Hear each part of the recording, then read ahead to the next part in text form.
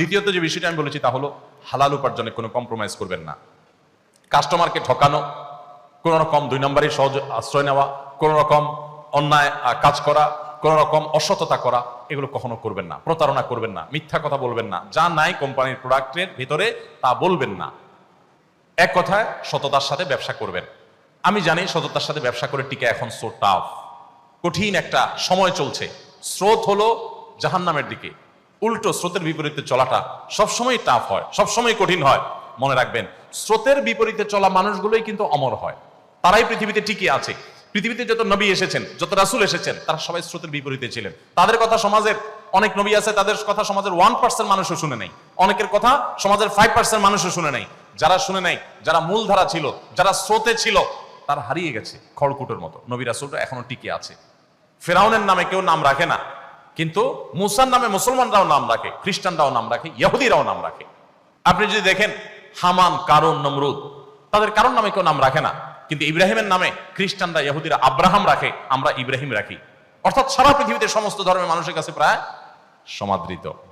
যারা স্রোতের বিপরীতে চলতে শিখে তাদের কষ্ট হয়, এই কষ্ট করে বুক টান টান করে স্রোতের বিপরীতে দাঁড়িয়ে বাধা বহুত আসবে, পেটে লাথি পড়বে, খাবার আসবে না, ক্যাশে টাকা আসবে না, ব্যবসা লাঠে উঠবে, বহুত কিছু হবে, কিন্তু আমি আমার আদর্শে কম্প্রোমাইজ করবো না। আমি মুসলমান, আমাকে আল্লাহর সামনে দাঁড়াতে হবে। ব্যবসা শুধু এখানে যদি থাকতো তাহলে ঠিক আছে, যা ইচ্ছা তা করতাম। ব্যবসা তো এটাই শেষ না, আসল ব্যবসা তো শুরু হবে আমার মৃত্যুর পর। সো আমি কি করছি তার প্রত্যেকটা টাকার হিসাব আমাকে পাই পাই করে দিতে হবে, যে আমি কি সৎভাবে কামাই করেছি না অসৎভাবে কামাই করেছি। সো এই জায়গায় আপনারা কম্প্রোমাইজ করবেন না। আপনার সন্তানকে হালাল উপার্জন দেন, হালাল খাবার দেন, আপনার ফ্যামিলিকে দেন, আপনি একটা জান্নাতি ফ্যামিলি পাবেন, আপনি এনজয় করবেন লাইফটাকে। আর না হলে বাহিরে অনেক চকচকা দেখবেন, ভেতরে এতটাই সদরঘাট হবে, ভেতরে কুরে কুরে শেষ হবে, কাউকে বলতে পারবেন না। ভাবসাব জাহির করবেন, ছেলে হান করে, মেয়ে তান করে, কিন্তু ভেতরে ভেতরে আপনি শেষ হবেন যে ওরা যে কত বড় অমানুষ, কত বড় অসভ্য, কত বড় কুলাঙ্গার আমার সন্তানরা, এটা আমি ভিতরে ভিতরে টের পাবো, মানুষকে বলতে পারবো না। যদি এটা থেকে বাঁচতে চান, তাদেরকে হালাল খাওয়ান, হালাল উপার্জনের ক্ষেত্রে কোনো কম্প্রোমাইজ করবেন না। আত্তাজিরুস সাদুকু মা আন-নাবিয়্যিন ওয়াস সিদ্দিকিন, যে সমস্ত ব্যবসায়ীরা ব্যবসার ক্ষেত্রে সততা অবলম্বন করেন, কিয়ামতের দিন তারা নবীদের সাথে, আল্লাহর সিদ্দিক বান্দাদের সাথে, প্রিয় আল্লাহর ওলিদের সাথে তারা কিয়ামতের দিন উঠবে বিশেষ সম্মানিত এবং বিশেষ মর্যাদাবান মানুষ হিসেবে। অতএব সততার সাথে ব্যবসা করার জন্য আমি আপনাদেরকে অনুরোধ করব, আহ্বান করব। এবং সর্বশেষ মেসেজ ছিল আমার, যে আসন্ন রমাদান উপলক্ষে পুরো ফ্যামিলি সহকারে আসুন, আমাদের একেবারে চার্ট করে রীতিমতো শিডিউল করে আমরা সারাদিনের কার্য তালিকা ঠিক করে পরিবারের সদস্যরা সবাইকে নিয়ে আসুন আমরা কোরআন চর্চা করি, হাদিস চর্চা করি এবং ইসলামের দিকে অগ্রসর হওয়ার চেষ্টা করি, প্রতিদিন আমল করার চেষ্টা করি, ভালো মানুষ হওয়ার স্ট্রাগল করি।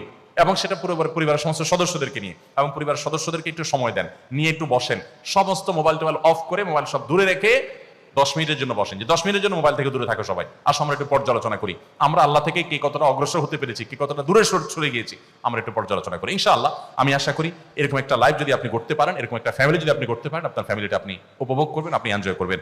আমি অনেক বেশি সময় নিয়ে ফেলেছি, আপনাদের সম্ভবত আমাকে মাফ করবেন। আমরা সবাই সততার সাথে এবং সুন্দরভাবে জীবনযাপন যেন করতে পারি।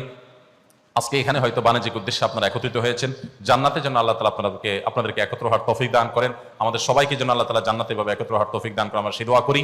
ব্যবসা আমাদের শুধু দুনিয়ার যেন না হয়, দুনিয়ার ব্যবসাও হোক, সেই সাথে আখিরাতের ব্যবসাও হোক। আমরা দুনিয়াতেও এগিয়ে যাই, আখিরাতেও এগিয়ে যাই, ইমানদারের দৃষ্টিতে শুধু মৃত্যুর আগ পর্যন্ত না, বরং অনন্ত অসীমকালের জীবন পর্যন্ত। সো আমাকে এই জগতে এবং ওই জগতে, উভয় জগতে সফল কাম হওয়ার চেষ্টা করতে হবে। আল্লাহ আমাদের সবাইকে তৌফিক দান করুন। জাযাকুমুল্লাহ খাইর।